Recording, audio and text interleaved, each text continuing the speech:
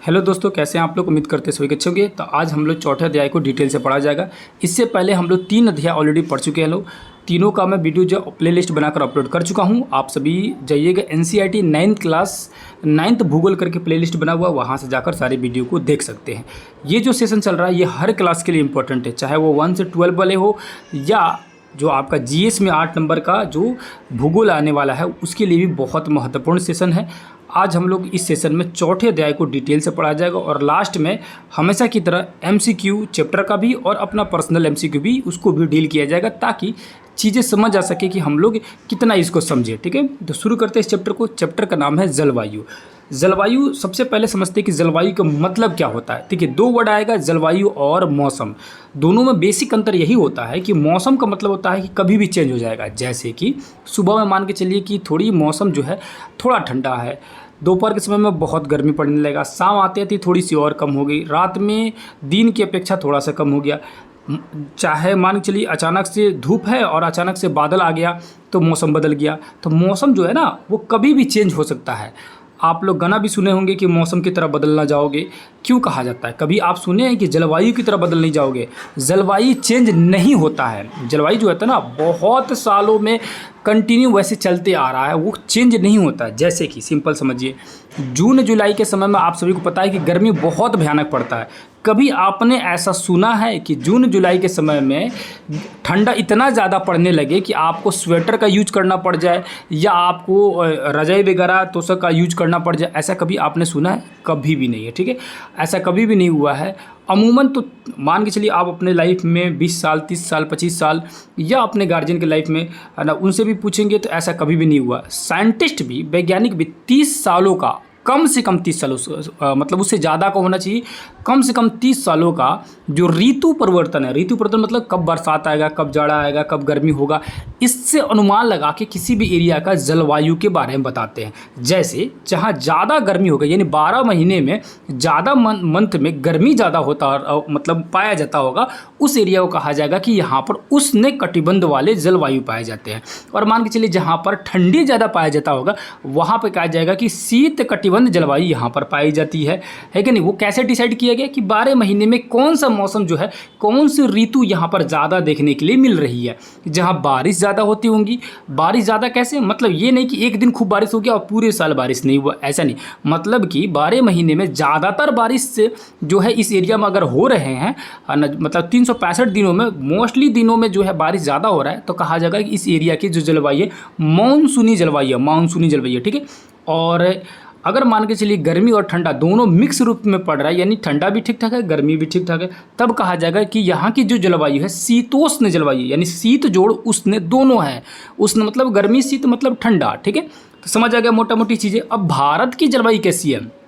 देखिए, भारत के बीचों बीच से गुजरा हुआ कर्क रेखा, कर्क रेखा से नीचे जब आते हैं विषुवत रेखा की तरफ में, तब गर्मी ज़्यादा बढ़ती है। उस एरिया को कहा जाता है उष्ण कटिबंध। और कर्क रेखा से ऊपर जाते हैं तो उस एरिया को कहा जाता है शीतोष्ण कटिबंध। चूँकि भारत के बीचों बीच से कर्क रेखा गुजरा है, अतः भारत के नीचे वाला भाग उष्ण कटिबंध और ऊपर वाला भाग यानी कि नॉर्थ साइड भारत में शीतोष्ण कटिबंध और साउथ भारत जो है वो उष्ण कटिबंध कहलाता है। ठीक है, और टोटली देखा जाए तो भारत की जो जलवायु है वो मानसूनी ज़्यादा है। ठीक है, क्योंकि यहाँ गर्मी भी है, बरसात भी है और ये ठंडा भी है, ज़्यादातर बारिश यहाँ पर देखने के लिए मिलता है, इसलिए भारत की जलवायु को मानसूनी जलवायु भी कहा जाता है। आगे आएंगे, एक एक चीज़ों को समझेंगे लोग। अब ये मानसून मानसून जो बोल रहे हैं बार बार, ये मानसून शब्द आया कहाँ से इसकी उत्पत्ति हुई? तो मानसून शब्द अरबी भाषा का मोसिम शब्द से बना हुआ है। किससे भैया? मोसिम शब्द से बना हुआ है। ये मोसिम शब्द का मतलब क्या होता है? तो मौसम मतलब होता है मौसम या बारिश। क्या होता है भैया? बारिश होता है। SCERT किताबों में इसका मतलब बारिश दिया हुआ है, मौसम या बारिश भी कह सकते हैं।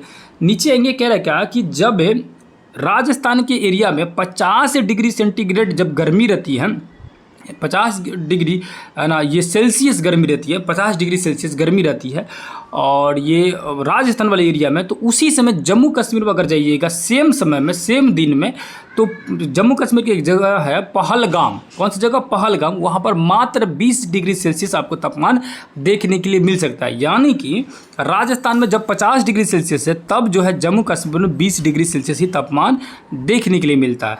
वही कह रहेगा कि सर्दी की रात में यानी ठंडी के दिनों में जम्मू कश्मीर के द्रास का तापमान जो है -45 डिग्री रहता है, तब उसी समय थिरुवनंतपुरम में मात्र जो है 22 डिग्री तापमान रहता है। कहाँ पे? थिरुवनंतपुरम, यानी साउथ साइड में, केरला साइड में, तमिलनाडु साइड में, उस एरिया में। ऐसा क्यों हो रहा है? दोनों का रीजन समझते हैं। पहली बात ये बताइए, गर्मी अगर पड़ रहा है, अगर मान के चलिए एक ही साथ एक ही जगह पर गर्मी पड़ रहा है और वो जगह रेतीला हो और वो जगह घास वाला हो, दोनों में गर्मी महसूस ज़्यादा कहाँ होगा? रेत वाली जगह पर ज़्यादा गर्मी महसूस होगा।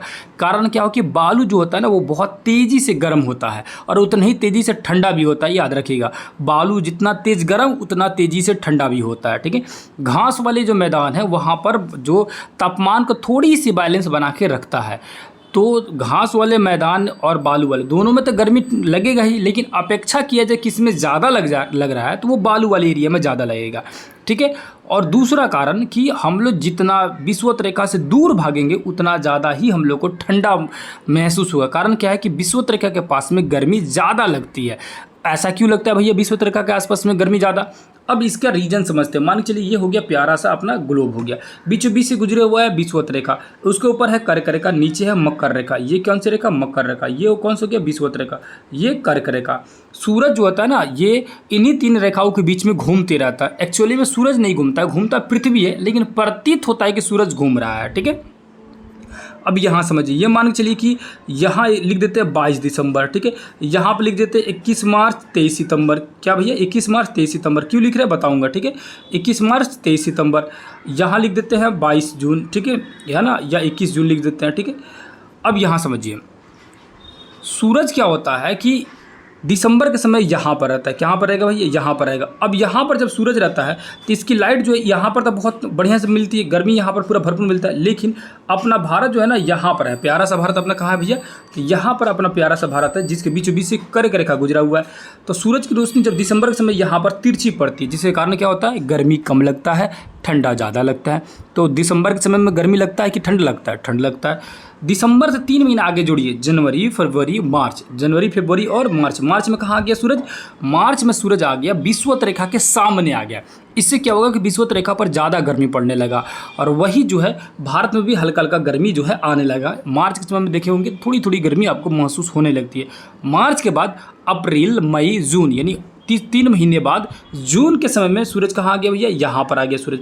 अब यहाँ पर बहुत तेज़ गर्मी पड़ रही है, जबकि यहाँ पर कम पड़ रहा है क्योंकि तिरछा रोशनी पड़ रहा है और भारत में जो है सीधे सीधे पड़ रहा है जून के समय में, इसलिए भारत में गर्मी भयानक पड़ रही है। ठीक है, अब ये जब भयानक पड़ रही है तो जून के समय में क्या होता है? गर्मी ज़्यादा होता है कि नहीं होता है? फिर जून के बाद 3 महीना और आगे बढ़िए, जुलाई, अगस्त, सितंबर। सितंबर वापस कहाँ सूरज आ गया? बीच में आ गया सूरज सितंबर में। अब यहाँ पर लगा गर्मी पड़ने, यानी कि 12 महीने में 2 बार जो है सनलाइट यानी सूरज जो है विषुवत रेखा पर आती है। इसका मतलब क्या है? इस वाले एरिया में ज़्यादा गर्मी रह रही है, तो इस वाले एरिया को कहा जाता है उष्ण कटिबंध और इस वाले एरिया कहा जाता है शीतोष्ण कटिबंध। इस वाले एरिया को, सबसे ऊपर वाले एरिया को बोला जाता है शीत कटिबंध। दोनों साइड का सेम हाल रहता है। ठीक है, समझ आ चुका होगा आप लोग को। आगे चलते हैं लोग। अब यही कह रहा है ना, अब मान के चलिए क्या कि विषुवत रेखा के पास में गर्मी ज़्यादा लग रहा है। मान के चलिए ये है विषुवत रेखा और अपना भारत जो है यहाँ पर है, तो ये है भारत का दक्षिणी भाग और मान के चलिए उत्तरी भाग ये हो गया। तो ये वाला मान के चलिए थोड़ी बहुत गर्मी लग भी रही है, तो यहाँ पर तो गर्मी एकदम नहीं लगेगा, है कि नहीं है? तो वही कह रहा है कि जम्मू कश्मीर में -45 डिग्री है, -45 डिग्री है द्रास नामक जगह पर। वही यहाँ इस साइड में केरला वगैरह साइड में 22 डिग्री सेल्सियस है। क्यों है भैया? क्योंकि ये विषुवत रेखा के करीब है। ठीक है, आगे जी कह रहे हैं कि थार मरुस्थल जो होता है ना, जितना तेज़ी से गर्म होता है उतना ही तेज़ी से ठंडा होता है। दिन के समय 50 डिग्री सेल्सियस गर्म हो गया, शाम के समय मात्र 15 डिग्री सेल्सियस रह गया। यहाँ देखिए मेघालय में 400 डिग्री सेंटीग्रेड जो होता है यानी सेंटीमीटर जो होता है बारिश होता है। 400 सेंटीमीटर बारिश होता है मेघालय में। ज़्यादा बारिश हो गया, अच्छा खासा बारिश हो गया। मेघालय जो है ना, मेघालय में एक जगह है चेरापूंजी और मानसीराप, वहाँ पर तो बहुत ज़्यादा बारिश होती है, बहुत ज़्यादा बारिश। 1100 जो सेंटीमीटर बारिश वहाँ देखने के लिए मिल सकता है। वही लद्दाख या पश्चिमी राजस्थान में मात्र 10 सेंटीमीटर बारिश होता है, यानी सबसे कम बारिश जो होता है लद्दाख वगैरह एरिया में, राजस्थान वाले एरिया में होता है। ठीक है, तमिलनाडु में अक्टूबर नवंबर में बारिश होता है। ये क्या है? लौटता मानसून है अक्टूबर नवंबर का। पूरी कंसेप्ट को बढ़िया समझाऊंगे, आगे आ जाइए। यहाँ पाइए राजस्थान में घरों की दीवारें जो होती है मोटी होती है। कारण क्या होता है कि ताकि गर्मी ज़्यादा ना लगे। ठीक है, और छत जो होता है ना चपटा होता है। और गोवा और मैंगलोर में छतों की ढाल जो होती है वो ढाल वाली छत होती है। क्यों? क्योंकि बारिश का पानी, बर्फ़ का पानी जो है वहाँ पर जमे नहीं। असम में क्या होता है कि बांस के घर बनाए जाते हैं। क्यों बनाया जाता है? क्योंकि असम में बाढ़ ज़्यादा आता है, जिसके कारण जो होता है ना, बाढ़ से बचाव करने के लिए थोड़ी ऊंचाई पर घर बनाया जाता है, बांस के घर बनाया जाता है। ठीक है, याद रखिएगा। अगला लिखा हुआ है कि जलवायु नियंत्रण, जलवायु को नियंत्रण कैसे किया जाता है ना, नियंत्रण कैसे कैसे किया जाता है। तो पहली बात कि जलवायु को नियंत्रित करने के लिए 6 प्रमुख कारक है। पहला कारक होना चाहिए अक्षांश, दूसरा तुंगनता यानी ऊंचाई, वायु दाब, पवन तंत्र, समुद्र से दूरी, महासागरीय धाराएं तथा उच्चावच के लक्षण। ये सारे लक्षण जो है क्या है भैया, है ना, ये सारे लक्षण जो जलवायु को नियंत्रित करने वाले हैं। आ गया जी, यहाँ लिखा है कि महाद्वीपीय अवस्था। अब देखिए, महाद्वीपीय सिद्धांत जो है ना, बहुत बार एग्जाम में क्वेश्चन पूछता है। महाद्वीपीय सिद्धांत मतलब होता क्या है? जैसे आप लोग ये सुने होंगे कि गर्मी या ठंडा हो, घर के लोग क्या बोलते हैं, थोड़ा सा कल ज़्यादा चला के लेके आना, पानी लाना होगा तो। ठीक है, मतलब पानी लाने के लिए भेजे गए तो बोले गए कि कल ज़्यादा देर तक चलाना है। ठंडी के दिन में ज़्यादा देर तक कल चलाते लो, या मोटर को ऑन करके थोड़ी देर ले छोड़ के रखते लो, है ना, थोड़ी देर उसी तरह रहते लो। तो देखते लो क्या कि गर्मी के दिन में क्या हो रहा है कि भैया पानी थोड़ी देर रुक के लेने पर या कल लगातार चलाने पर थोड़ी देर बाद ठंडा पानी निकलने लगा। वही ठंडी के दिन में यही प्रक्रिया दोहराने पर गर्म पानी निकल रहा है। ऐसा क्यों हो रहा है?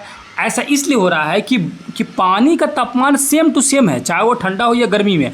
बाहर का तापमान बदल गया है, पानी तो अपने खुद के टेम्परेचर पर निकल रहा है, जैसा पहले था, जैसे ठंडा में था वैसे ही गर्मी में है। लेकिन चूंकि बाहर के तापमान में बदलाव हो चुके, इसलिए आपको ठंडा या गर्म दिखता है। ठीक है, गर्मी के दिन में आपको ठंडा लगेगा, वही ठंडे के दिन में गर्म लगेगा आपको, है ना। तो ये इसको कहा जाता है महाद्वीपीय सिद्धांत। अब इससे क्या होता है? इससे यही होगा कि समुद्र किनारे जितने भी घर होंगे वो सभी घरों में आपको क्या होगा कि वहाँ ना गर्मी लगेगा ना ठंडा लगेगा, एक समान मौसम देखने के लिए मिलेगा। जैसे कि केरला वगैरह जगह हो गया, मुंबई हो गया, वहाँ पर महाद्वीपीय सिद्धांत वाली परिभाषा जो है देखने के लिए बहुत सारी मिलती रहती है।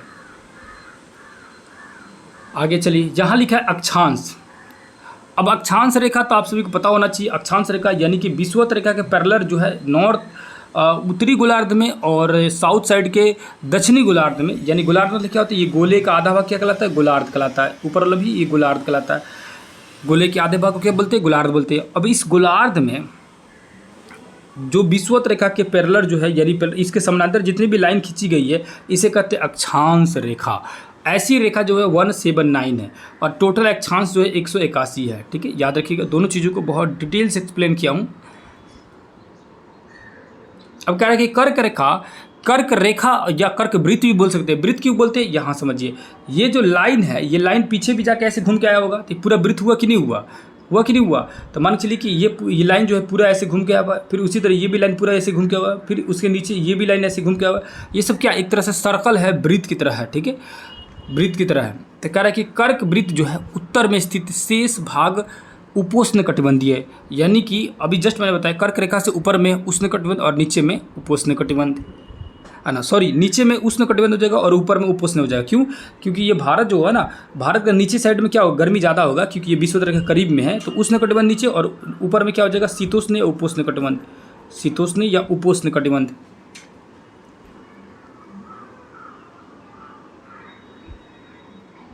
यहाँ कह रहा है कि ऊंचाई को देखेंगे लोग, भारत की जो तटीय क्षेत्र का भी विशाल है। भारत का तटीय क्षेत्र भी क्या है, विशाल है, जहाँ अधिकतम ऊंचाई 30 मीटर है। हिमालय और मध्य एशिया में आने वाली ठंडी हवाओं को उप महाद्वीपीय में प्रवेश से रुकता है। नेक्स्ट आइए, यहाँ पर देखिए, भारत उत्तर पूर्वी व्यापारिक पवन। अब व्यापारिक पवन के बारे में जानते हैं लोग कि व्यापारिक पवन कौन सी है भैया। उत्तरी जो गोलार्ध है उसमें उपोष्ण कटिबंधीय दाब पट्टियों से उत्पन्न होती है। ये दक्षिण की ओर बहती है और कोरियलिस बल के कारण दाहिनी ओर विक्षेपित होकर विषुवतीय निम्न दाब वाले क्षेत्र की ओर बढ़ती है। इसलिए इन पवनों को क्या कहते हैं भैया, इन पवनों द्वारा वर्षा कम या नहीं होती है। ये सब व्यापारी पवनों की बात की जा रही है। यहाँ पे देखिए लिखे हुआ है कि पश्चिमी प्रभाव में रहता है। इसका मुख्य धारा जेट धाराएं है। जेट धाराएं लगभग 27 डिग्री से लेकर 30 डिग्री उत्तर अक्षांश के बीच स्थित होती है, इसलिए इसे उपोष्ण कटिबंधीय जेट धाराएं भी कहा जाता है। जेठ धारा ये एक संकरी पट्टी में स्थित क्षोभ मंडल के अत्यधिक ऊंचाई 12,000 मीटर से वाली पश्चिमी हवाएं होती है इनकी गति जो होता है 110 किलोमीटर प्रति घंटा एवं सर्दी में 184 किलोमीटर प्रति घंटा होता है। किसकी हवा की बात की जा रही है? जेठ धारा वाली हवाओं की बात की जा रही है। आगे जी, यहाँ पर लिखा है कि इस पश्चिमी प्रवाह के द्वारा देश के उत्तर और उत्तर पश्चिमी भागों में पश्चिमी चक्रवर्ती विक्षोभ आते हैं। एक पूर्वी जेठ धारा जिसे उपोष्णकटिबंधीय पूर्वी जेठ धारा कहा जाता है, गर्मी के महीने में प्रायद्वीपीय भारत के ऊपर लगभग 14 डिग्री उत्तरी अक्षांश में प्रवाहित होती है। आगे चलते हैं लोग, यहाँ लिखा है पश्चिमी चक्रवातीय विक्षोभ। अब ये क्या है? तो भारत के उत्तर एवं उत्तर पश्चिमी क्षेत्रों को प्रभावित करता है। उष्णकटिबंधीय चक्रवात मानसून महीने के साथ साथ अक्टूबर और नवंबर के महीने में आता है। ठीक है, नेक्स्ट है जी, यहाँ पर देखेंगे तो पूरी फिगर बना के डिटेल में समझाने की कोशिश किया है कि कैसे धाराएं आती है, जेठ धाराएं भारत की तरफ प्रवेश करती है, कहाँ कहाँ ये गुजरती है, सारी चीज़ों को डिटेल से समझाने की कोशिश किया गया। नेक्स्ट है जी, अब भारतीय मानसून के बारे में जानते हैं लोग। भारतीय मानसून अभी जस्ट हम लोग पढ़े कि मानसून जो शब्द है ये अरबी भाषा का शब्द है, मौसम शब्द से बना हुआ, जिसका अर्थ मौसम या बारिश होता है। अब ये कह रहे हैं कि भारत की जो ऋतुएं है वो कौन कौन सी है।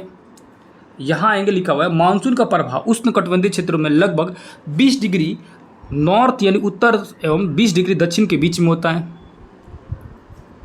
मानसून की प्रक्रिया को समझने के लिए निम्नलिखित तथ्य महत्वपूर्ण है। स्थल तथा जल के गर्म एवं ठंडे होने की विद्रव्य प्रक्रिया के कारण भारत का जल भाग पर निम्न दाब का क्षेत्र उत्पन्न होता है, जबकि आसपास के समुद्र के ऊपर उच्च दाब क्षेत्र बनता है। ग्रीष्म ऋतु के दिनों में अंतः उष्णकटिबंधीय अभिसरण होता है। अभिसरण क्षेत्र की स्थिति गंगा मैदान की ओर खिसक जाती है। विषुवत वृत्त जो होता है उसे 5 डिग्री उत्तर में स्थित होता है। इसे मानसून ऋतु में मानसून गर्त के नाम से भी जाना जाता है। नेक्स्ट है जी, इसमें जो भी चीज़ें डाटा दी गई है, आप सभी सोच रहे हैं कि बहुत सारी चीज़ें इसमें समझा नहीं रहा हूँ, क्योंकि कोई भी ऐसा खास चीज़ नहीं है जो कि समझने वाली हो। SCERT जब पढ़ाते समय उसमें चीज़ों को थोड़ी सी डिटेल में दी गई थी, उसको बहुत बेहतर तरीक़ा से मैं पढ़ाया हूँ। अगर आपको वहाँ से पढ़ के ये चीज़ें देख रहे होंगे तो बहुत ईजिली समझ आ रही होगी, नहीं पढ़ेंगे तो उसको भी देख लीजिएगा, क्योंकि दोनों क्लास देखना बहुत ज़रूरी है। ठीक है, अभी एक एक करके सब कारण दिया हुआ, इस सभी कारणों में से सिर्फ वो चीज़ें देखना जो बहुत ज़्यादा इंपॉर्टेंट है। ग्रीष्म ऋतु में तिब्बत का पठार बहुत अधिक गर्म हो जाता है। इसके परिणाम स्वरूप पठार के ऊपर जो समुद्र तल से लगभग 9 किलोमीटर ऊंचा है, वो वहाँ पर तीव्र ऊर्ध्वापातन वायु धाराएं एवं उच्च दाब का निर्माण होता है। देखिए, उच्च दाब और निम्न दाब में ना थोड़ी बहुत अंतर ये होती है कि उच्च दाब तभी होगा और निम्न दाब तभी होगा जब हवा गर्म होकर ऊपर भागेगी, तो समझिए उस एरिया में निम्न दाब हो चुका है। तब उस हवा को भरने के लिए, उस खाली जगह को भरने के लिए बगल से हवा तेजी से आएगी। कौन सी हवा? वो उच्च दाब वाली हवा। यहाँ लिखा है कि अंत उष्णकटिबंधीय अभिसरण क्षेत्र, यह विषुवतीय अक्षांशों में विषुवत गर्त एवं दाब का क्षेत्र है। यह उत्तर पूर्वी और दक्षिण पूर्वी व्यापारिक पवनों आपस में मिलती है। दाब की अवस्था में यह नियमितकालीन परिवर्तन को दक्षिणी दोलन के नाम से जाना जाता है। डार्विन, उत्तरी ऑस्ट्रेलिया, हिंद महासागर 12 डिग्री 30 मिनट दक्षिण, 138 डिग्री 131 डिग्री पूर्व तथा ताहिती प्रशांत महासागर के 18 डिग्री दक्षिणी 149 पश्चिमी के दाब के अंतर की गणना मानसून की तीव्रता के पूर्वानुमान में लिखी जाती है, के लिए लिया जाता है, पूर्वानुमान के लिए लिया जाता है एक्चुअली में। यहाँ पर एल नीनो और ला नीनो 2 वर्ड देगा।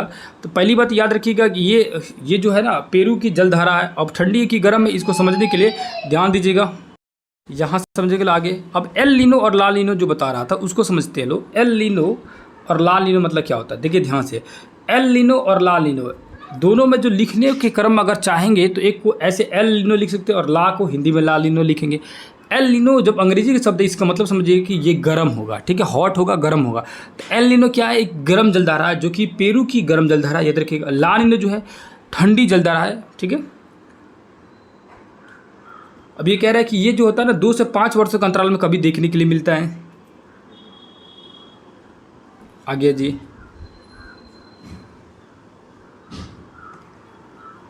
अब यहाँ पर लिखा है कि इस परिघटना को एंसो एंसो यानी एल नीनो की दक्षिणी दोलन कहा जाता है।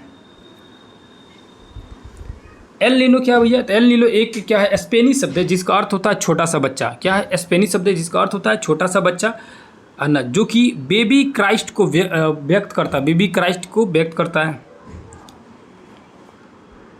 क्योंकि यह जलधारा क्रिसमस के समय बहना शुरू करती है, एल नीनो की उपस्थिति समुद्र के सतह के तापमान को बढ़ा देती है और इस क्षेत्र में व्यापारिक पहने को शिथिल कर देती है। आगे चलते हैं लोग। कह रहा है मानसून का आगमन एवं वापसी। तो इसको एक बार यहाँ जो चीज़ें दी गई है इसको समझ लीजिए, उसके बाद मैप से बता रहा हूँ इसको कैसे मानसून का आगमन होता है, क्यों होता है। मानसून का समय जून के आरंभ से लेकर मध्य सितंबर तक 100 से 120 दिनों के बीच में होता है। अरब सागर शाखा लगभग 10 दिन बाद 10 जून के आसपास पहुंच जाती है। अरब सागर के शाखा का मतलब अरब सागर में मानसून जो है 10 जून तक पहुंच जाता है। बंगाल की खाड़ी की तीव्रता से आगे की ओर बढ़ती हुई जून के प्रथम सप्ताह में असम तक पहुंच जाती है, यानी बंगाल की खाड़ी की तरफ से जून के प्रथम सप्ताह में ही पहुंच जाता है। मध्य जून तक अरब सागर के सौराष्ट्र, कच्छ एवं देश के मध्य भागों में पहुंच जाता है। मध्य जून तक कहाँ पहुंच जा रहा है? सौराष्ट्र मतलब गुजरात में, कच्छ भी गुजरात में ही है, देश के मध्य भागों में पहुंच जाता है। उसके बाद अरब सागर के शाखा, बंगाल के शाखा दोनों जो है गंगा मैदान में पहुंचता है, उत्तर पश्चिमी के आसपास में पहुंचता है, दिल्ली में पहुंचता है, ये सब बारिश पहुंच रहा है। उसके बाद यहाँ आ जाइए, मानसूनी वर्षा बंगाल की खाड़ी में जून के अंतिम सप्ताह में लगभग 29 जून से तक होती है। जुलाई के प्रथम सप्ताह में मानसून पश्चिमी उत्तर प्रदेश, पंजाब, हरियाणा, पूर्वी राजस्थान तक पहुंच जाता है। मध्य जुलाई तक मानसून हिमाचल प्रदेश तथा देश के शेष हिस्से में पहुंच जाता है। अब मानसून की वापसी भी यहीं पे कर दिया है, जबकि मानसून की वापसी थोड़ा और डिटेल में देना चाहिए था। मानसून की वापसी जो है दिसंबर के आरंभ तक देश के शेष भागों से मानसून वापस हो जाती है, यानी दिसंबर तक पूरे भारत से मानसून जो है लौट जाती है। द्वीपों पर मानसून की सबसे पहली वर्षा होती है, यानी द्वीप पर सबसे पहले मानसून का बारिश होता है। अप्रैल के अंतिम सप्ताह से लेकर मई के प्रथम सप्ताह तक होती है वहाँ पर, है ना। कहाँ पर होता है? द्वीप पर ज़्यादा होता है। अब ऋतु जो है शीत ऋतु है, नवंबर से आरंभ होता है, फरवरी तक चलता है। अब यहाँ समझिए, मैप से समझाने की कोशिश करता हूँ। यहाँ पर आइए, एक्चुअली में होता क्या है कि अभी मैंने जस्ट आप लोगों को समझाया, शुरू में इसीलिए समझा रहा था ताकि समझ पाएँ कि सूरज जो है ना कब कहाँ रहता है। जैसे मैं अगर कह रहा हूँ कि सूरज जो है, अभी मान के चलिए मौसम चल रहा होगा, अगर मार्च अप्रैल चल रहा है तो सूरज कहाँ होगा? सूरज होगा, अब यहाँ पर जस्ट बताया था कि ये विषुवत रेखा, ये कर्क रेखा, ये मकर रेखा। अगर मैं कह रहा हूँ कि मार्च अप्रैल अभी चल रहा है मंथ, तो मार्च अप्रैल के समय सूरज कहाँ होगा? सूरज होगा इस वाली रेखा पर। कहाँ पर हो गया? विषुवत रेखा के आसपास में होगा, क्योंकि मार्च के समय में विषुवत रेखा के पास रहता है। और वो सूरज अब किधर की तरफ बढ़ रहा है? तो किधर बढ़ रहा है? कर्क रेखा की तरफ बढ़ रहा है। क्यों? क्योंकि मार्च के बाद आप देखेंगे तो अप्रैल, मई, जून में पूरी तरह से कर्क रेखा के बीचों बीच में आ जाएगा सूरज। यहाँ पर गर्मी भयानक पड़ेगा। और कर्क रेखा पर गर्मी पड़ने का मतलब क्या है कि कर्क रेखा जो है यहाँ से गुजरा है, यानी कि सिंपली अगर कहा जाए ये मान के चलिए कि हो गया हम लोग का कर्क रेखा। क्या हो गया भैया? कर्क रेखा, जो कि आपको दिख रहा होगा, ये कर्क रेखा हो गया। अब कहा जाए कि कर्क रेखा जो है ना, कर्क रेखा पर सीधा रूप से गर्मी कब पड़ना शुरू होगा? तो जून के महीने में, यानी उससे 3 महीना पहले सूरज जो है कहाँ था? विषुवत रेखा। विषुवत रेखा कहाँ है? भारत से नीचे और है, क्योंकि भारत खुद 8 डिग्री शुरू हुआ है, और अंडमान निकोबार देखेंगे तो ये 6 डिग्री शुरू हुआ है। तो जो भारत जब नीचे है और नीचे ही है ना, और भारत से नीचे है विषुवत रेखा, तो इसका मतलब क्या हुआ कि विषुवत रेखा पर जो है ना, विषुवत रेखा के आसपास वाला जो एरिया है, उस एरिया में अप्रैल मई के समय में गर्मी बहुत भयानक पड़ता होगा। मार्च अप्रैल मई के समय में, क्योंकि ये जो 8 डिग्री पे, विषुवत रेखा 0 डिग्री पर, भारत जो 8 डिग्री शुरू हुआ है, ये 6 डिग्री शुरू हुआ है। कौन सा? अंडमान निकोबार। अब सिंपली बात है, इस वाले एरिया में क्या है? पानी ज़्यादा है। क्या भैया? पानी ज़्यादा। जब इस वाले एरिया में, यानी कि मार्च अप्रैल और मई, ये 3 महीने जो होता है ना, इस मंथ में क्या होता है ना कि गर्मी बहुत भयानक पड़ती है विषुवत रेखा के पास में। क्यों पड़ती है, ये चीज़ें समझा दिया। अब गर्मी जब ज़्यादा पड़ती है तो होता क्या है कि समुद्र के पानी वाष्प बनकर, भाप बनकर, वाष्पीकरण प्रक्रिया द्वारा धीरे धीरे ऊपर उठते जाता है, क्योंकि कोई भी चीज़ हल्का होगा तो वो ऊपर की तरफ भागेगा। ठीक है, अब वो ऊपर भागने लगता है, ऊपर जाके क्या होता है, जैसे जैसे ऊपर बढ़ता है तो ऊपर जाने के बाद आप सभी कई बार मैं पढ़ा है आप सभी को कि 165 मीटर जब ऊपर जाइएगा, कितना 165 मीटर ऊपर, तो 1 डिग्री तापमान जो होता है ना कम हो जाता है। तो यानी कि ये पानी जो है ऊपर जा रहा है वाष्प बनकर, ऊपर जाने के बाद ठंडा हो गया, ठंडा होकर क्या हो गया, जम गया, जमने के बाद वो बादल का रूप धारण कर लेता है जिसे संघनन कहा जाता है। यानी संघनन करके क्या हो गया, वो बादल बन गया। वही बादल जो है वहाँ पर पूरी तरह से बन के तैयार होकर रेडी है। अब वो बादल जो है ना, यानी कि बादल कहाँ बन चुका है, हिंद महासागर के, इंडियन ओशियन जो है उस हिंद महासागर के ऊपर जो है पूरी तरह से बादल बन के तैयार हो गया है। वो जो है ना भारत की तरफ बढ़ना चाहता है ना, भारत की तरफ, क्योंकि भारत की तरफ बढ़ेगा तभी तो बारिश होगा, लेकिन भारत की तरफ आ नहीं पा रहा है। क्यों? क्योंकि भारत की में मौजूद जो हवा है वो रोक के रखा हुआ है। अब ये हवा हटेगा तभी तो वो बादल अपनी तरफ बढ़ेगा। अब ये बादल अपनी तरफ की, यानी भारत की तरफ की हवा कब हटेगा, हटेगा कब, जब सूरज की लाइट जो है भारत की तरफ बढ़ने लगेगी। यानी कि सूरज जो है अब धीरे धीरे आगे बढ़ते बढ़ते जून के समय में पहुंच गया कर्क रेखा के पास में, और कर्क रेखा जो है भारत के बीचों बीच से गुजरा हुआ है। अब भारत में हुआ भयानक गर्मी पड़ने लगा। क्या पड़ने लगा भैया? बहुत ज़बरदस्त गर्मी पड़ने लगा। गर्मी की वजह से क्या हुआ कि भारत में मौजूद जो हवा है, यानी इसका ये जो इस क्षेत्र की जो हवा है या कर्क रेखा पर जितने भी देश होंगे, है ना, क्योंकि सिर्फ भारत की मैं बात कर रहा हूँ, ऐसा नहीं है कि सिर्फ भारत में ही ऐसा हो रहा होगा। कर्क रेखा पर मौजूद जितने भी देश होंगे सबकी स्थिति यही सेम टू सेम होगी जो कि भारत की है। ठीक है, तो भारत में क्या होगी कि हवा जो है ना गर्म होने लगा। क्यों? क्योंकि सूरज की रोशनी डायरेक्ट पड़ने लगी कर्क रेखा पर। अब गर्म होगी, कोई भी चीज़ हो तो गर्म होने के बाद हल्का हो जाता है ना। गर्म होके जब हवा गर्म होगा बहुत तेज़ी से तो वो हल्का होके ऊपर उठने लगेगा। क्या होगा? ऊपर उठने लगेगा। जब वो ऊपर भागने लगेगा तब उस कंडीशन में क्या होगा, उस कंडीशन में जो बादल था इंतजार कर रहा था कि भैया हम आगे बढ़े, उसको रोक के रखे हुए था। कौन कौन रोक के रखा हुआ था? भारत में मौजूद हवा जो रोक के रखी थी। लेकिन ये हवा जो है खुद ऊपर भागने लगा। जब ये ऊपर भागने लगा उस कंडीशन में उस एरिया में हो गया निम्न दाब। निम्न दाब क्यों? क्योंकि दबाव कम हो गया। देखिए सिंपल समझिए, अगर मान के चलिए कि आप नीचे हैं, कहाँ पे? मान के चलिए यहाँ पर है। अब यहाँ पर ये पूरी हवा का पावर आपके ऊपर लग रहा है, यानी कि दबाव ज़्यादा लग रहा है। आप क्या कीजिए, पहाड़ पर चले गए या ज़्यादा ऊंचाई पर चले गए, मान के लिए यहाँ पर पहुँच गए। अब यहाँ पर जब पहुँच गए तो ये वाला जो हवा का एरिया जो कम से कम तो थोड़ा सा कम हो गया, हुआ कि नहीं हुआ, है ना, तो दबाव हो गया कम। अब जब हवा गर्म होकर ऊपर भागने लगेगा तो हवा दबाव लगाएगा कि खुद भाग रहा है, तो हवा तो खुद ही गर्म होकर ऊपर भाग रहा है, तो दबाव ज़्यादा लगाएगा? नहीं लगाएगा, दबाव कम लगेगा। इस कंडीशन में उस एरिया में क्या हो गया कि निम्न दाब हो गया। क्या हो गया? निम्न दाब हो गया। जब निम्न दाब होता है ना तब क्या होता है कि जहाँ से हवा का दबाव ज़्यादा लग रहा है, कहाँ से लग रहा है, यानी कि हिंद महासागर के ऊपर जो बादल बने हैं वो दबाव ढेर लगा रहे हैं। क्यों लगा रहा है? क्योंकि वो भारत की तरफ आना चाहते हैं, तब वो तेज़ी से भारत की तरफ बढ़ते हैं, जिसके कारण वो भारत की तरफ आते हैं। और भारत में आते आते क्या होता है, गर्मी मिलता है बहुत तेज़ी से, और गर्मी मिलने के कारण वो बादल पिघलने लगता है, और पिघल के वर्षण के रूप में यानी बारिश के रूप में नीचे गिरने लगता है। इस तरह से भारत में होता है बारिश। समझ आया? यानी कि हिंद महासागर में पानी जो ऊपर उठ के जाकर बादल बना, और बादल बन के इंतजार कर रहा था। भारत में क्या हुआ कि निम्न दाब आया, निम्न दाब से, निम्न दाब मतलब कि जो हवा जो था गर्म होकर ऊपर उठा, निम्न दाब वाला एरिया वहाँ पर बन के तैयार हो गया, तो बगल से उच्च दाब वाले आने लगा। अब इसमें कई बार क्वेश्चन पूछा हुआ है कि जो मानसून हवाएं हैं या बारिश जो है ना किधर से किधर को चलती है, मतलब कि उच्च दाब से निम्न दाब की तरफ या निम्न दाब से उच्च दाब की तरफ। तो याद रखिएगा, उच्च दाब से निम्न दाब की तरफ आती है। क्यों आती है निम्न दाब की तरफ? क्योंकि निम्न दाब वाला तभी तैयार हुआ जब ये हवा यहाँ से उठ के ऊपर भाग गया, इसी वजह से उस एरिया जो है निम्न दाब कहलाने लगा। सिंपल समझ आ गया? अब ये जो कंडीशन की वजह से क्या होता है, बारिश भारत में बहुत तेज़ी से होने लगती है। अब होता क्या है कि जब ये चीज़ें बादल आ रही है भारत की तरफ में, तो भारत की तरफ में आने के क्रम में जो सबसे पहले जो एरिया भेटाएगा वहीं पर ना बारिश ज़्यादा होगा। तो अंडमान निकोबार जो है ना वो थोड़ी सी भारत से नीचे है, वो 6 डिग्री से ही शुरू हो जाता है, जबकि भारत का मुख्य भूमि 8 डिग्री से शुरू होता है। ये कई बार चीज़ें आप लोग बता चुका हूँ। तो सबसे पहले भारत में कहाँ बारिश होगा, कहाँ पे होगा भैया? तो अंडमान निकोबार के द्वीप समूह पर सबसे पहले बारिश होगा, वो भी अंडमान निकोबार के नीचे वाले हिस्से यानी कि दक्षिणी भाग में पहले बारिश होगा। सिंपली समझ आ गया?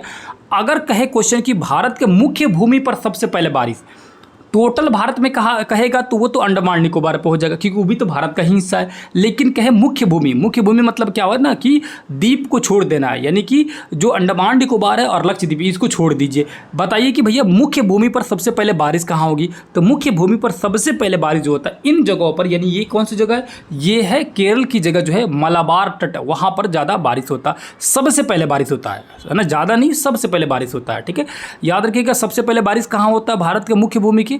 मलाबार तट, यानी कि केरल के आसपास वाले जो तटीय भाग है वहाँ पर बारिश ज़्यादा होता है।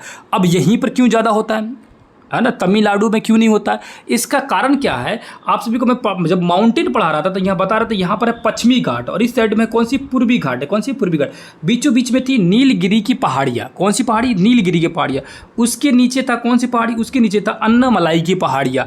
उसके नीचे था कौन सा? उसके नीचे था इलायची की पहाड़ियाँ, यानी कार्डेमम की पहाड़ियाँ। ठीक है, ये पहाड़ियों की वजह से क्या होता है, जब मानसून इधर से आता है तो क्या होता है कि ये मलाबार तट पर सबसे पहले पहुंचता है, इस वाले एरिया में नहीं आ पाता। और इस वाले एरिया को कौन सा तट कहा जाता है? कोरोमंडल तट कहा जाता है। ये भी मैं पिछली क्लास में आप सभी को बता चुका हूं कि कोरोमंडल तट किसे कहेंगे? कोरोमंडल था और इसके ऊपर क्या था? उत्तरी सरकार था। जबकि इस वाले साइड में क्या था? मलाबार तट, और मलाबार तट के बाद क्या था? इस वाले एरिया क्या बोलते थे? मलाबार तट। उसके बाद से यहाँ पर था कन्नड़ तट, उसके बाद कोंकण तट। ये सब बता चुके थे कि गोवा से मुंबई तक वाले क्या कहेंगे, कर्नाटका वाले तट को क्या कहेंगे, उसके नीचे वाले तट को क्या कहेंगे। सारी चीज़ों को डिटेल से मैं बताया हूँ पिछले अध्याय में। आप कंटिन्यू वीडियो देखते आ रहे होंगे तो सारी चीज़ें आप बेहतर तरीके से समझ पा रहे होंगे। अब बारिश जो है ना यहाँ पर सबसे पहले टकराया, कौन सी भाग का? भारत के मुख्य भूमि का बारिश जो है सबसे पहले इस मलाबार तट पे बारिश हुआ। समझ आ चुका आप लोगों को? अब बारिश जो है ना ऐसे ऐसे तिरछे आ रही है ना, ऐसे ऐसे आ रहा। अब ये जो है ना बारिश जो है ना, इसका भी कई बार दिशा पूछ देता है कि मानसून की जो हवाएं हैं या बारिश जो है ना किस दिशा की तरफ चलती है, किस दिशा से किस दिशा की तरफ आती है। तो आप सभी को पता होना चाहिए, ये जो है वेस्ट है, कई बार बताया, ये साउथ है, तो इधर से आ रही है। इसका मतलब क्या है कि हवा किधर से किधर को आ रही है? हवा जो है ना साउथ वेस्ट, यानी कि दक्षिण पश्चिम से उत्तर पूर्व की तरफ हवा जा रही है। उत्तर पूर्व मतलब ये नॉर्थ और ईस्ट हो गया। ठीक है, नॉर्थ ईस्ट की तरफ जा रही है, यानी कि दक्षिण पश्चिम से हवाएं चलती हुई आ रही है। किधर को जा रही है? उत्तर पूर्व की तरफ हवा जा रही है। हवा इसी तरह जाता है। याद रखिएगा, विषुवत रेखा के उत्तरी गोलार्ध में जब हवा आएगा तो दक्षिण पश्चिम की तरफ ही घूमते हुए हवा जाता है। वही अगर सेम टू सेम अगर चीज़ें जो हवाएं जो है ना अगर दक्षिणी गोलार्ध की तरफ चलेगी तो उल्टे साइड में सेम उसके अलग डायरेक्शन में हवा चलेगी। ठीक है, ये जो होता है ना, ये क्यों होता है? तो कोरियोलिस बल के कारण होता है।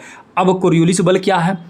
आप सभी पढ़े होंगे कि पृथ्वी जो है ना अपने जगह पर घूर्णन कर रहा है, घूम रहा है, लट्टू की तरह से गोल गोल घूम रहा है। इसी अब वो जो घूम रहा है ना, किस फोर्स की वजह से घूम रहा है, किस बल की वजह से घूम रहा है, उसी बल को बोलते हैं कोरियोलिस बल। ठीक है, समझ आ गया? इसी कोरियोलिस बल के बाद कारण क्या होता है ना, जो समुद्र के जो है ना धरती के ऊपर वो समुद्र की लहरें ऐसे घूमती रहती है, चलती रहती है। इसी के कारण लहरों के ऊपर जो हवाएं जो होती है ना वो भी घूमती रहती है, मुड़ जाती है, टिल्ट हो जाती है ना, ऐसे ऐसे मुड़ जाती है, ऐसे ऐसे पूरी तरह से हवाएं जो होती है ना ऐसे मुड़ती रहती है। ऐसा क्यों मुड़ता है? क्योंकि ये कोरियोलिस बल के कारण होता है। समझ आ चुका? अब आगे चलते हैं। अब सिंपल आगे आएंगे, ये हवा ऐसे ऐसे आ रही है, यहाँ पर टकराते जा रही है, टकराते जा रही है। अब जहाँ जहाँ पहाड़ होगा वहाँ पर हवाएं, ये जो बादल जो है मानसूनी हवाएं जो है ये रुक जाती होंगी और वहाँ पर बारिश खूब करा देती होंगी। इसी तरह इस साइड में यहाँ पर आया, यहाँ पर पहुँच गया। कब कहाँ पहुँचा, ये सारी चीज़ें मैं डिटेल से अभी जस्ट बताया आप लोगों को कि किस तारीख को कहाँ पहुँचता है। जैसे कि जून के समय में असम में पहुँच गया, इस वाली एरिया में कब पहुँचा, सारी चीज़ें डिटेल से बताया। अंडमान निकोबार में कब पहुँचा, ये चीज़ें अभी जस्ट बताया आप सभी को। यहाँ पर अगर क्वेश्चन पूछता है कि बिहार में जो है बारिश जो है क्या अरब सागर वाली हवाओं से होती है या बंगाल की खाड़ी से हवाओं से होती है? तो याद रखिएगा, बिहार में जो बारिश होती है वो बंगाल खाड़ी की तरफ से जो आने वाली मानसून हवाएं हैं वो उस मानसून हवाओं के कारण होता है। सॉरी, एक मिनट, है ना, मानसून हवाओं के कारण होता है। ठीक है, अब यहाँ समझिए क्यों होता है ऐसे। इसको थोड़ा सा और जूम करके समझाता हूँ, यहाँ डिटेल में समझिए, यहाँ पर आइए और बेहतर तरीके से समझ आएगा। अपना प्यारा सा बिहार को दिखेगा तब समझ आएगा। यहाँ पर जी, अब जो मानसून हवाएं ऐसे आने लगा, कहाँ पे आने, इसका कलर बदल ले दीजिए, हो गया, आ गया जी। यहाँ मानसून हवा ऐसे आने लगा। ठीक है, आने लगा। होता क्या है एक्चुअली में, यहाँ पर एक पहाड़ी है, पहाड़ी क्या है, तीन पहाड़ी है यहाँ पर। एक पहाड़ी का नाम है गारो, ये है खासी और जयंतिया। कौन सी पहाड़ी? गारो, खासी, जयंतिया। इन पहाड़ियाँ ऐसे बना लेती है डिजाइन, कैसे बना लेती है? इस तरह की डिजाइन बना लेती है, जिसके कारण क्या होता है कि मानसून जब हवाएं या बादल जब आती है तो बादल इसी में घुस के फंस जाती है। किस वाले एरिया में? इसी वाले एरिया में फंस जाती है, गारो, खासी, जयंतिया में। और यहीं पर ऐसे ऐसे बादल जो है घूमते रहता है, ऐसे ऐसे घूमते रहता है। इस कारण से क्या होता है कि यहाँ पर बारिश जो होता है ना तगड़ा होती है। किस वाले एरिया में? गारो, खासी, जयंतिया में एक मौजूद एक जगह है, जगह का नाम है चेरापूंजी और मानसीराम। पहले होता था ज़्यादा बारिश चेरापूंजी में, लेकिन थोड़ा सा डायरेक्शन बदला हवाओं का, तो अब जो है बारिश ज़्यादा होती है मानसीराम में। तो कई बार क्वेश्चन पहले जब पूछता था तो चेरापूंजी आंसर होता था, लेकिन अभी के वर्तमान समय में अगर क्वेश्चन पूछे कि सबसे ज़्यादा बारिश कहाँ होती है तो मानसीराम में होती है, जस्ट उसके बगल का ही जगह है। ठीक है, समझ आ गया। अब जो ये जो हवाएं जो आ रही थी इसके अंदर फंस गई तो यहाँ पर बारिश खूब हुई, लेकिन जो हवाएं यहाँ पर टकराई तो टकराने के बाद ऐसे मुड़ जाती है, मुड़ के कहाँ पहुँच गई? अपनी बिहार में पहुँच गई। यानी कि जो हवा है, और यहाँ पर एक और पहाड़ी, ये नहीं है कि सिर्फ मेघालय की ही पहाड़ी जो है गारो, खासी, जयंतिया, यहाँ पर आपका एक और पहाड़ी है जो कि झारखंड की राजमहल की पहाड़ियाँ कहा जाता है। कौन सी पहाड़ी? राजमहल की पहाड़ियाँ, जो यहाँ से हवाएं जो आती है ना ये भी टकरा के यहाँ से पहुँचती है। कई बार क्वेश्चन पूछता है कि बिहार में आने वाली जो मानसून हवाएं निम्न से किन पहाड़ियों से टकरा के आती है? तो मेघालय की पहाड़ियाँ और राजमहल की पहाड़ियाँ, दोनों पहाड़ियों से टकरा के पहुँचता है बिहार में बारिश। ठीक है, और बिहार से होते हुए यूपी, यूपी से होते हुए पहुँच जाएगा दिल्ली में, वहाँ पर पहुँच जाएगा। ठीक है, आगे चलिए। इस तरह समझ आया कि मानसून कैसे आया, कैसे पहुंचा। इसको बोलते हैं भैया मानसून का आना बोलते हैं। क्या बोलते हैं? मानसून का आना बोलते हैं। ठीक है, अब इसी के आगे क्रम पढ़ेंगे तो मानसून का लौटना भी होता है। मानसून का लौटना कैसे होता है जी? तो ये जो बादल, ये जो अभी मानसून आ रहा था, ये बाद में ऐसे ही लौटता भी है, इसी क्रम में लौटता भी, उल्टे में। लौटते क्रम में सबसे ज़्यादा बारिश इस कोरोमंडल में कराता है, आते समय में सबसे ज़्यादा बारिश मालाबार तट पर कराता है। ठीक है, दोनों चीज़ें समझ आ गया होगा। आगे चलिए, यहाँ समझिए, कह रहा कि आगे चलिए। एक्चुअली में आज थोड़ी सी आप लोग को बैकग्राउंड में नॉइस ज़्यादा आ रहा होगा, आवाज़ ज़्यादा आ रहा होगा, थोड़ा सा मैनेज करने की कोशिश कीजिएगा, क्योंकि आप सभी को पता है कि 3 दिन तक हम लोग का पर्व रहता है और ज़्यादातर बिजी होता है। हमारे घर में बहुत ज़्यादा बिजी रहता है लोग, क्योंकि जो लोग हमसे जुड़े हुए हैं उनको पता है कि थाना से बहुत सारे लोग, जो स्टाफ वगैरह है वो आज आने वाले हैं और बहुत सारे लोग आ भी चुके हैं। तो इसी वजह से थोड़ा सा आवाज़ जो है, बैकग्राउंड में आवाज़ थोड़ा सा आप लोग को लगेगा, थोड़ा सा उसको मैनेज करना पड़ेगा, क्योंकि अगर आज रुक जाते तो वीडियो गैप ज़्यादा हो जाता। इसीलिए मैं चाह रहा हूँ कि किसी तरह समय निकाल कर आज आप लोग के लिए वीडियो बना रहा हूँ।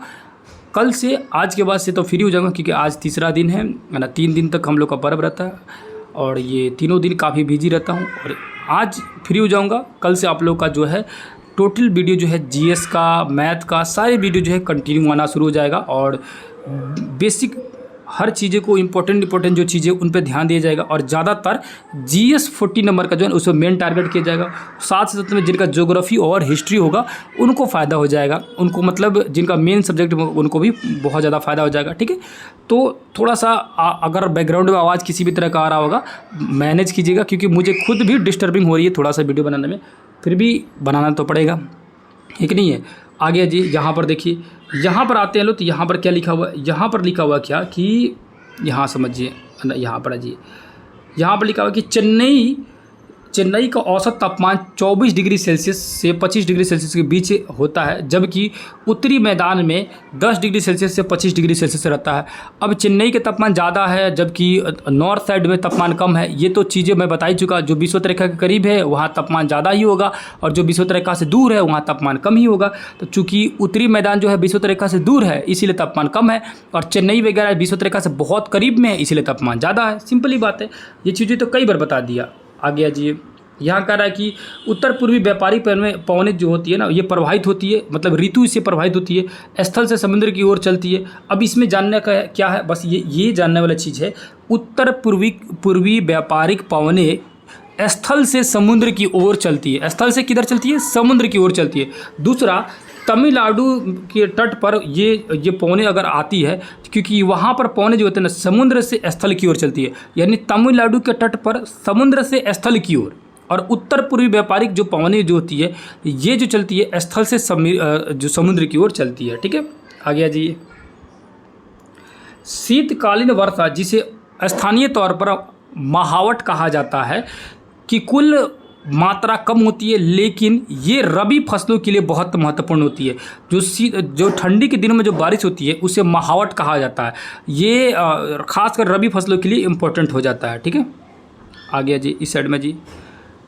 मार्च में क्या होता है कि दक्कन के पठार का उच्च तापमान लगभग 38 डिग्री सेल्सियस होती है।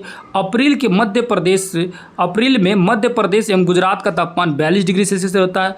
मई में देश के उत्तर पश्चिमी भागों का तापमान जो होता है ना 45 डिग्री सेल्सियस रहता है। मतलब बता रहा है कि कब कहाँ का मौसम किस तरह का रहता है। ठीक है, नीचे जी यहाँ पर देखिए, उत्तरी भारत में मई महीने के दौरान सामान्य धूल भरी आंधियाँ चलती है। क्या चलती है भैया?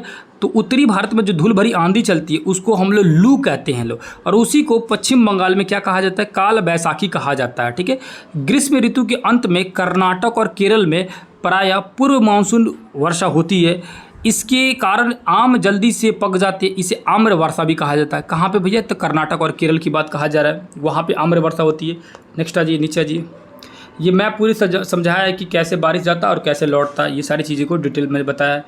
यहाँ पर आ जाइए, मानसून की वापसी के बारे में बता रहा है। मानसून की वापसी, तो वापसी जो होती है ना, बस मंथ याद रखना है कि अक्टूबर के प्रारंभ में मानसून जो होता है ना उत्तरी मैदान से लौटने लगता है, यानी नॉर्थ साइड से लौटने लगता है मानसून। अक्टूबर नवंबर के का महीना जो होता है ना, गर्म वर्षा ऋतु से शीत वर्षा ऋतु का काल होता है, यानी गर्मी सब ठंडा की तरफ परिवर्तित होने लगता है।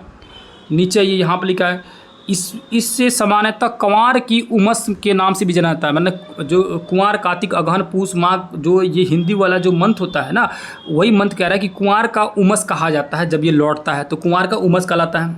आगे जी, मानसीराम विश्व में सबसे अधिक वर्षा वाला क्षेत्र है तथा स्टेलेमाइट और स्टेलेटाइट गुफाओं के लिए प्रसिद्ध है।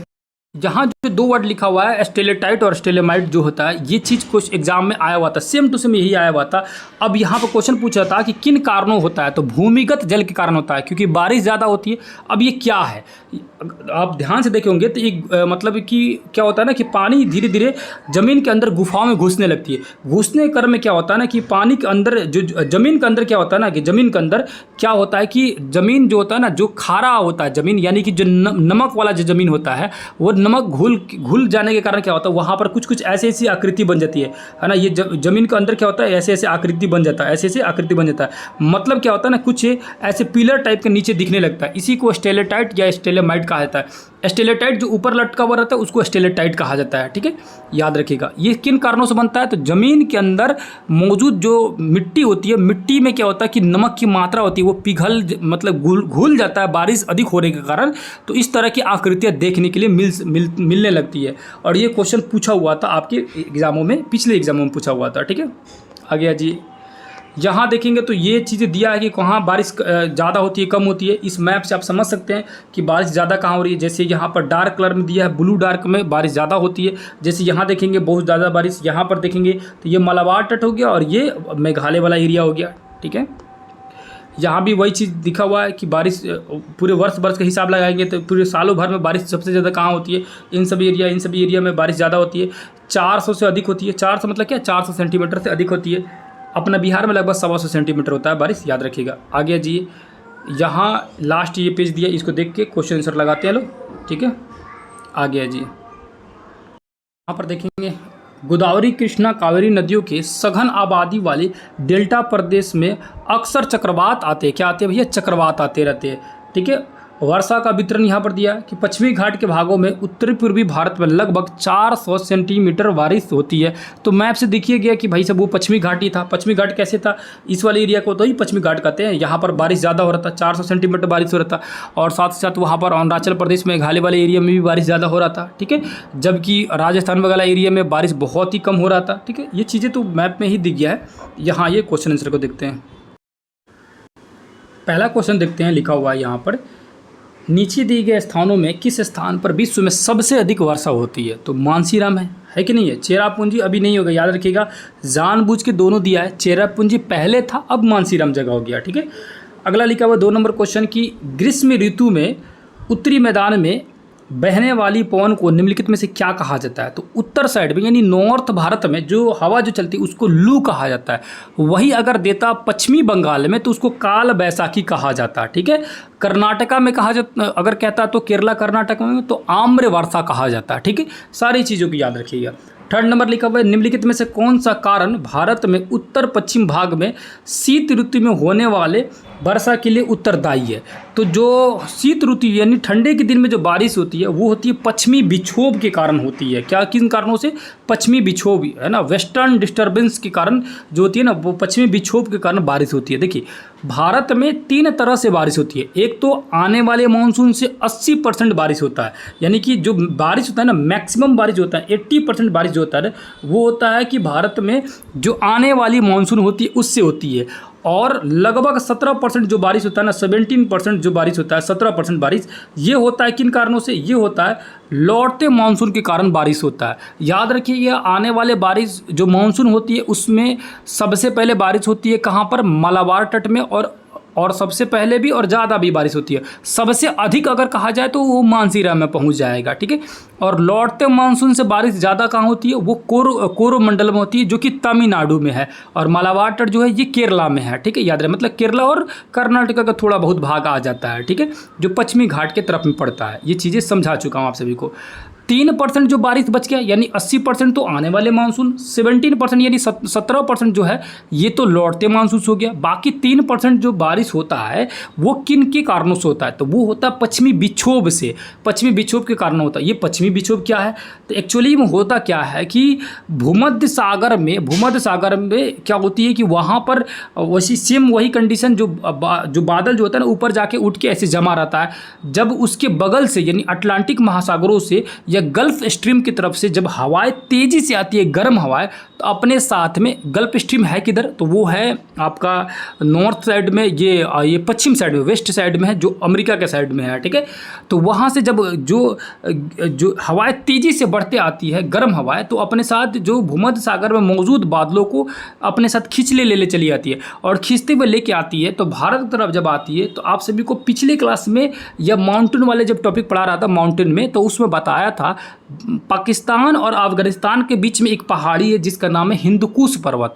तो जो पश्चिमी विक्षोभ की तरफ से जो हवाएं चलती आ रही है तो वहाँ से क्या होती है, हिंदुकुश की तरफ में आके वो बादल टकराता है और उस एरिया में बारिश खूब कराता है। लेकिन कोई बादल जो होता है ना पहाड़ों से ऊपर रहता है, यानी कि माउंटेन से भी ऊपर पहुँच जाता है, वो पहुँच जाता है भारत की तरफ में। भारत की तरफ में पहुँचते पहुँचते चूँकि ये अफगानिस्तान पाकिस्तान वाली एरिया से होते हुए आ रहा है, तो उस एरिया से होते हुए जब आएगा तो राजस्थान के कुछ भाग में, पंजाब वाले एरिया में, हरियाणा वाले एरिया में बारिश कराएगा, और थोड़ा बहुत बारिश जो है पहुंच जाएगा बिहार की तरफ पहुंच जाएगा। तो कभी कभी आप लोग ठंडा के दिन में यानी जनवरी फरवरी महीने में या दिसंबर के लास्ट में आप लोग देखते होंगे कि हल्का बारिश देखने के लिए मिल जाता है। आप लोग को ठंडा के दिन में भी बारिश थोड़ी बहुत आपको देखने के लिए मिलती है। ठीक है, ये क्यों होता है, ये किन कारणों से बारिश हो रहा है? तो पश्चिमी विक्षोभ के कारण बारिश पहुँच रहा है यहाँ पर। ठीक है, हल्के हल्के बारिश देखने के लिए आपको मिल जाते हैं। ठीक है, ये बारिश ठंडे के दिन में जो बारिश हो रही है वो किन कारणों से हो रही है? पश्चिमी विक्षोभ के कारण हो रही है। ठीक है, समझ आ चुका आप लोग को? आगे आ जाइए। चौथा नंबर क्वेश्चन कह रहा है क्या कि भारत में मानसून का आगमन निम्नलिखित में से कब होता है? तो भारत में मानसून का आगमन देखेंगे तो जून के समय ही हो जाता है। 5 नंबर है कि निम्नलिखित में से कौन सी भारत में शीत ऋतु की विशेषता है? मतलब ठंडी वाली ऋतु की विशेषता क्या है भैया? तो दिन के समय गर्मी होता है और रात के समय में ठंडी होता है। याद रखिएगा, ये क्वेश्चन जो है यूपीएससी में भी पूछा हुआ है ना, यूपीएससी में भी क्वेश्चन पूछा हुआ, आईएएस के एग्जाम में, याद रखिएगा। और ये क्वेश्चन बहुत इंपॉर्टेंट है। अमूमन लोग क्या करते हैं क्या कि ठंडी के जैसे क्वेश्चन पूछेगा शीत ऋतु में मौसम कैसा होता है, तो लोगों के दिमाग में मोस्टली बच्चों के दिमाग में आता है कि शीत ऋतु यानी ठंडी की बात की जा रही है, ठंडे वाला ऋतु की बात की जा रही है, यानी कि दिन और रात के समय क्या होगा, ठंडा खूब पड़ेगा। लेकिन दिन और रात दोनों वर्ड अगर दे दिया तो याद रखिएगा दिन की अपेक्षा दिन की अपेक्षा रात में ज़्यादा ठंडा पड़ता है, यानी दिन में गर्म और रात में ठंडा। ऐसा क्यों कहा जा रहा है? क्योंकि रात का जो तापमान होता है बहुत कम हो जाता है ठंडा का दिन में, और जबकि उससे कंपेयर की जाए दिन में तो दिन में थोड़ा सा उससे गर्म होता है, इसीलिए दिन गर्म और रात ठंडा होता है। ठीक है, ये हमेशा होगा, गर्मी के दिन में भी ठंडा का दिन में भी, हर ऋतु में होगा।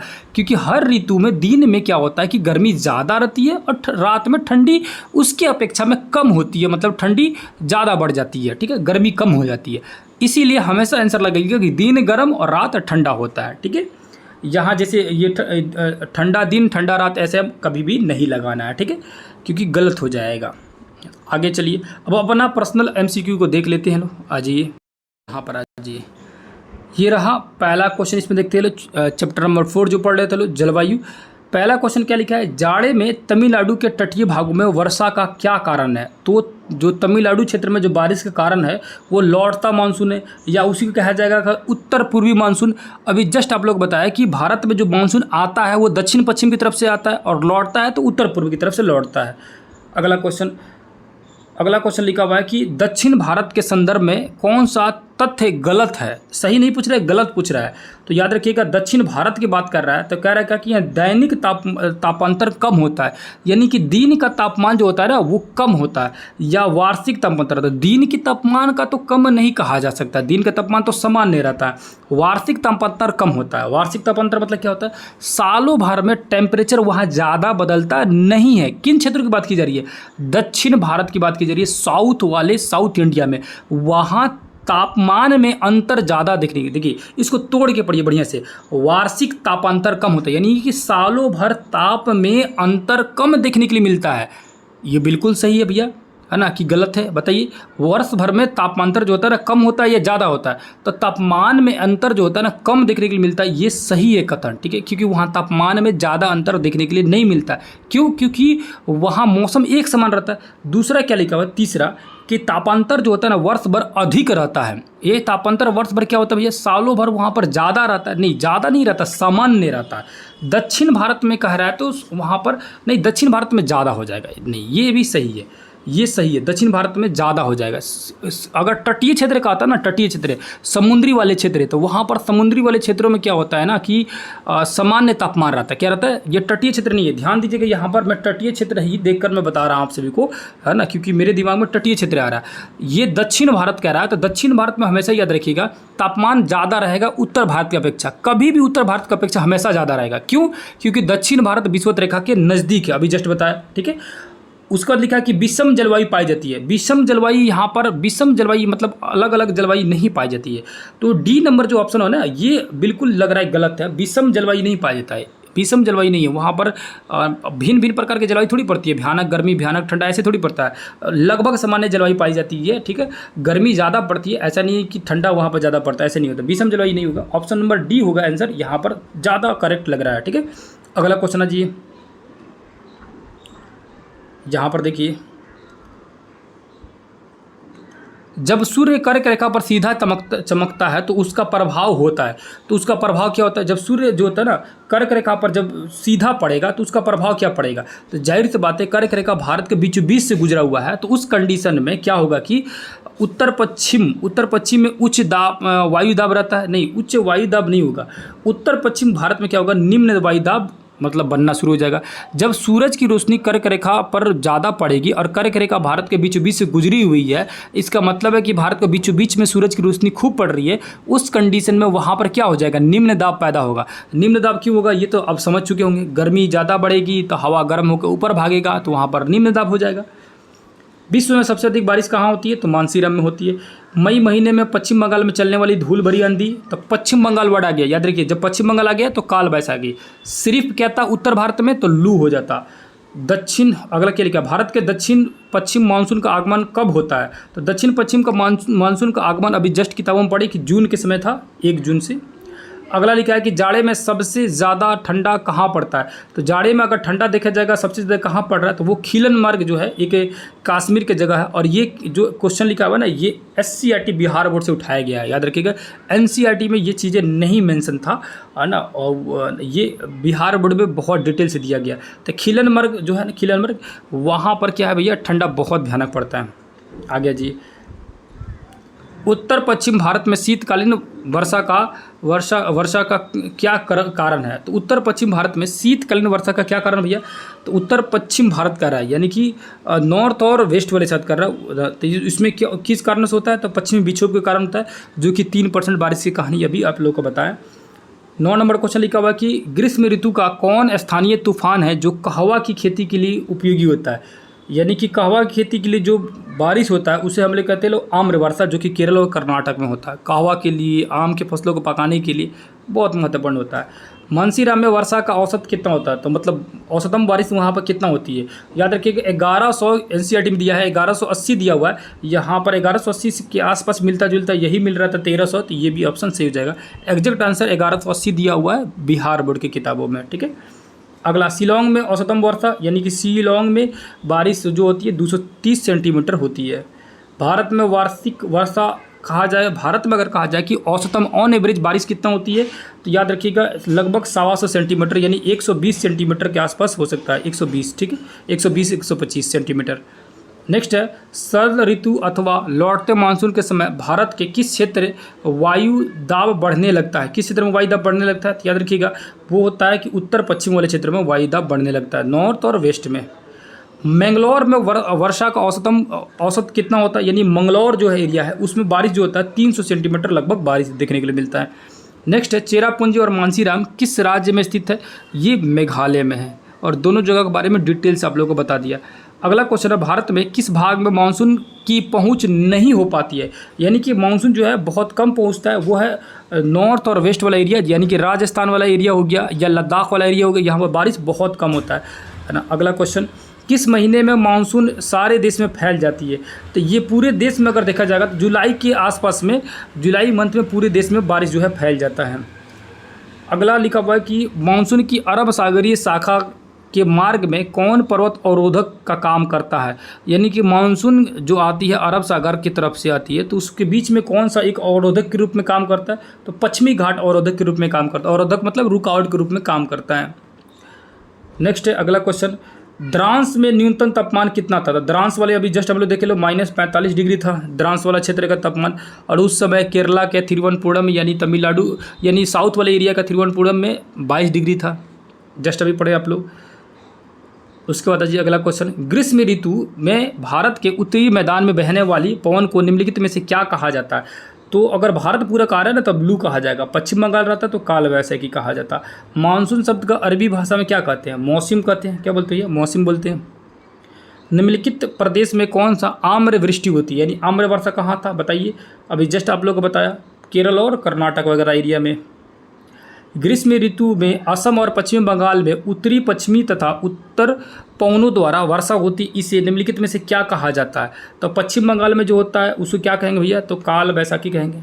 ये चीज़ें अब समझ आ रहा है कि नहीं आ रहा बेहतर तरीक़ा से? देखिए बुक पढ़ने के बाद MCQ लगाने पर बहुत ईजी तरीके से पकड़ पाते हैं आप लोग, ठीक है। अगला क्वेश्चन है, भारत में मानसून का आगमन निम्नलिखित में से कब होता है? तो मानसून का आगमन जून के समय ही शुरू हो जाता है।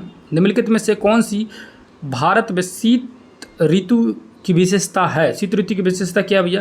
तो शीत ऋतु की यानी ठंडी के दिन की विशेषता क्या है कि ठंडा दिन, ठंडी रातें नहीं, ठंडी दिन गर्म और गर्म दिन और ठंडी रातें होती है। अगला लिखा हुआ है, भारत में सर्वाधिक ताप अंतर किस क्षेत्र में पाया जाता है? यानी तापमान में अंतर ज़्यादा देखने के लिए कहाँ मिलता है? तो थार के मरुस्थल में। अभी जस्ट आप लोग पढ़े कि 50 डिग्री सेल्सियस दिन में था और रात में एकदम 15 डिग्री सेल्सियस हो गया। बहुत ज़्यादा मतलब डिफरेंट देखने के लिए मिलता है दिन और समय की रात में तापमान वगैरह में। अगला क्वेश्चन लिखा है कि भारत में जाड़े की ऋतु में किस प्रकार की वायु दाब बनता है? तो ठंडा का दिन में हवा गर्म नहीं होगा, इसका मतलब क्या है कि उच्च दाब रहेगा। गर्मी के दिन में हवा गर्म होगा, ऊपर भागने लगेगा तो निम्न दाब होगा। दक्षिण पश्चिम मानसून की उत्पत्ति कब होती है? दक्षिण पश्चिम अगर मानसून कहा जाए तो ये हो जाएगा शीत ऋतु में। दक्षिणी पश्चिम मानसून की कह रहा है, तो ये उत्पत्ति कब होती है? तो ये शीत ऋतु में नहीं, शीत ऋतु में दक्षिण पश्चिम मानसून की उत्पत्ति कब होती है?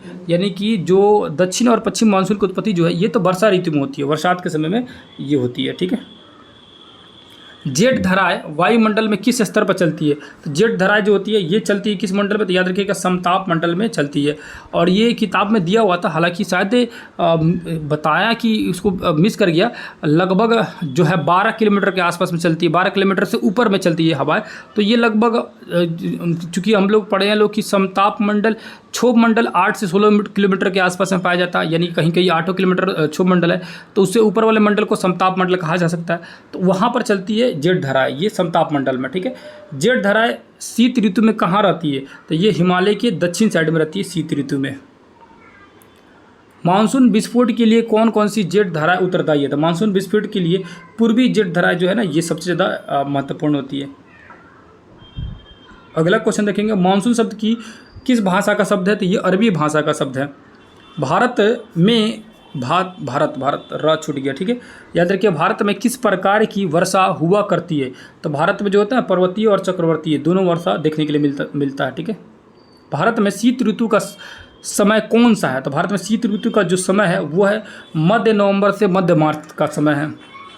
शीतकालीन वर्षा से किस फसल को लाभ पहुंचता है, तो शीतकालीन वर्षा से किस जो फसल को लाभ पहुंचता है, तो रबी फसल को लाभ पहुंचता है। पंजाब वगैरह क्षेत्र में रबी फसल उगाई गई रहती है, तो बारिश मिल जाता है, तो पानी पटाने की जरूरत नहीं पड़ती है, इसीलिए लाभ पहुंचता है, ठीक है। ग्रीष्मकालीन में सबसे अधिक तापमान किस स्थान में रिकॉर्ड किया गया है, यानी सबसे अधिक तापमान जो है कहाँ पर, ग्रीष्मकालीन में सबसे अधिक तापमान किस स्थान में रिकॉर्ड किया गया, तो गंगानगर में रिकॉर्ड किया गया है, ठीक है। मानसून पूर्व वर्षा से तमिलनाडु में किस फसल को लाभ पहुंचता है, यानी मानसून जो पूर्व वर्षा से क्या होती है, तमिलनाडु के कौन सी फसल को लाभ पहुंचता है, तो वो कहवा की फसल यानी कॉफ़ी की फसल को लाभ पहुंचता है। जून से सितंबर के बीच में भारत में कौन सी ऋतु रहती है, तो जून से अगर सितंबर तक देखा जाए तो उस समय वर्षा ऋतु रहता है। जाड़े में किस दिशा से चक्रवात आकर भारत में वर्षा करती है, तो वो करती है भैया उत्तर पश्चिम की तरफ से आके। सबसे अधिक वर्षा कहाँ होती है, मानसीराम में। भारत में उष्णकटिबंधीय चक्रवात प्रायः कहाँ आते हैं, तो वो आते हैं भैया उस उड़ीसा में, जो चक्रवात वगैरह आते हैं उष्णकटिबंधीय चक्रवात उड़ीसा में आते हैं। इनमें कौन अत्यल्प वर्षा का क्षेत्र है, मतलब कम बारिश होता है, कौन सा क्षेत्र है भैया, तो लद्दाख दे या लेह लद्दाख की राजधानी है, ठीक है ना। तो दोनों में से कोई भी रहेगा तो हो जाएगा, वहाँ पर बारिश बहुत कम मात्रा में होती है। तमिलनाडु में जाड़े में वर्षा कराने का श्रेय इनमें से, मतलब श्रेय किसे है, तो किसे श्रेय देंगे, तो वो है उत्तर पश्चिम का मानसून, यानी लौटता मानसून जो है, ठीक है। अगला क्वेश्चन, पश्चिम बंगाल में चलने वाली धूल भरी आंधी को क्या कहा जाता है, तो पश्चिम बंगाल में है तो काल बैसाखी। अगला क्वेश्चन लेके आए, उत्तर पश्चिम भारत में जाड़े में वर्षा किससे होती है, तो उत्तर पश्चिम में जाड़े में जो वर्षा होती है वो किसके कारण होती है, तो वो भूमध्य सागरीय चक्रवात के कारण होती है, ठीक है। नेक्स्ट क्वेश्चन आ जाइए, ग्रीष्म काल में उत्तर मैदान में चलने वाली धूल भरी आंधी हवा को क्या कहा जाता है, तो धूल भरी आंधी अभी जस्ट पढ़े लो कि जो पश्चिम बंगाल में होगा तो उसे कहेंगे, क्या कहेंगे, उसको कहेंगे आप लोग काल बैसाखी, और वही भारत के नॉर्थ साइड में यानी उत्तरी भाग में होगा तो उसको कहेंगे लू कहेंगे, क्या कहेंगे भैया, लू कहेंगे। इनमें से कौन वायुमंडलीय दशाओं का तत्व नहीं है, तो कौन सा तत्व नहीं है वायुमंडलीय दशाओं का, याद रखिएगा लवणता वायुमंडल से मतलब नहीं है, ठीक है। तो चैप्टर हो गया कंप्लीट, यहाँ से शुरू हो गया 5वां चैप्टर प्राकृतिक वनस्पति एवं वन्य प्राणी।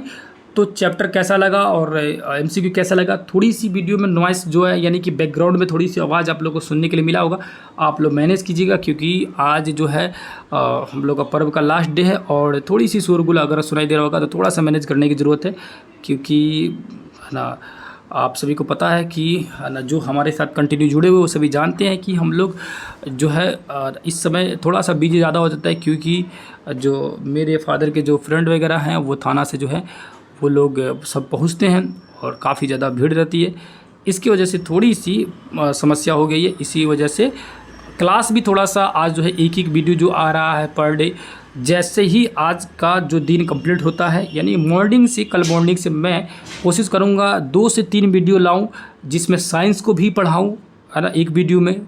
और साइंस को मैं बनाना शुरू कर दिया हूँ, एमसीक्यू जो है 8 क्लास का मैं सोच रहा हूँ कि 8 क्लास से शुरू करूँ, क्योंकि 6-7 तो पढ़ा चुका हूँ और 6-7 में लेवल उतना दिया नहीं भी है।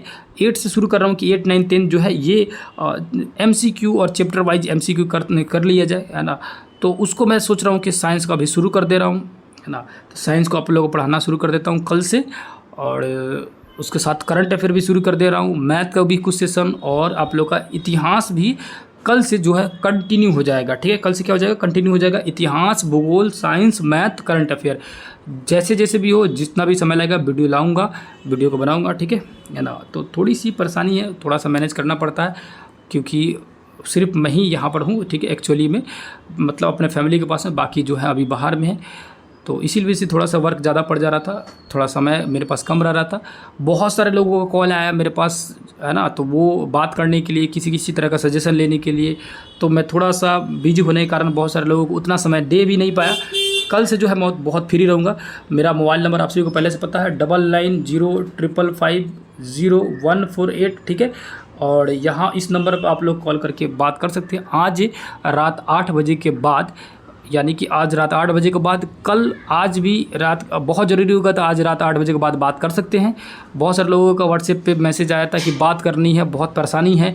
हालांकि मैं जवाब नहीं दे सका, मैं बीच बीच में समय मिलता था तो व्हाट्सएप कर देता था, ठीक है, लेकिन पूरी तरह से मैं बात नहीं कर पाया, उसके लिए मैं क्षमा चाहूँगा। क्योंकि अब मेरे पास समय नहीं था, एक्चुअली मैं बता नहीं सकता था, इसीलिए, क्योंकि पूरे गेस्ट लोग में बिजी था। व्हाट्सएप में तो थोड़ा सा चैट कर देता हूँ, बता देता हूँ कि ऐसे ऐसे चीज़ें हैं ना। तो अब जो है आप लोगों को किसी भी तरह की परेशानी होगा तो आप सभी बेधड़क जो है कॉल कर सकते हैं।